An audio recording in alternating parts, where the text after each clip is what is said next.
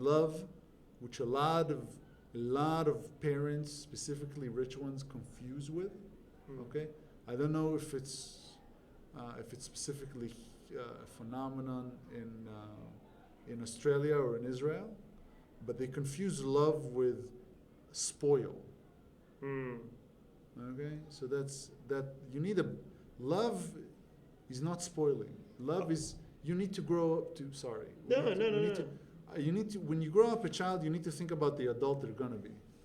Okay, you don't think about the person there now, because if you want your child to become the adult you want to be, you need to put him some limitations. Tell him not limitations like you can't do anything.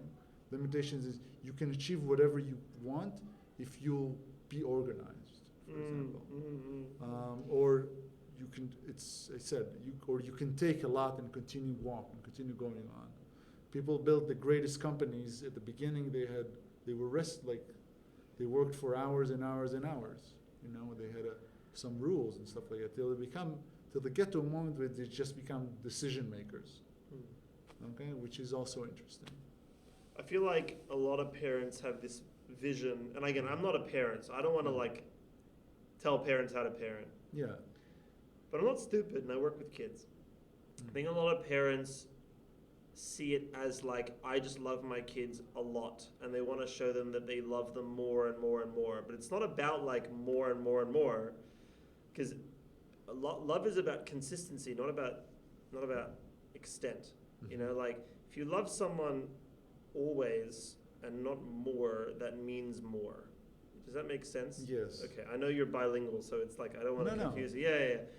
I don't know. I feel like the right kind of love is also respectful and respects boundaries and respects all kinds of things. And as you say, I know this is going to sound really rich, especially if you're a socialist, but I think that really, really rich people have it tough sometimes, not in terms of the basic stuff, which everyone else has to worry about, but it's really difficult to raise kids that aren't awful. You know what I mean? You really have to put in effort to not raise kids with proper values, because the challenge is that they've got everything already. They're never going to not have everything unless something terrible happens. How do you introduce adversity into that life? Well, that's the question. So we should take all their money and put it out there. But no, camps like summer camps is good sometimes. Yeah, gatherings. I've seen a lot of those. There's outward bound sort of.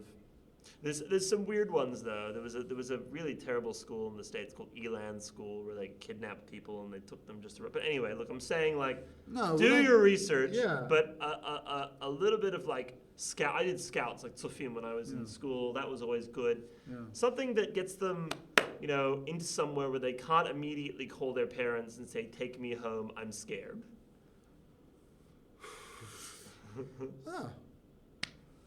Sounds like my army. Yeah. I was going to say, it sounds like the army. It is. Okay, that's interesting. Okay, let's do, how much time do we have?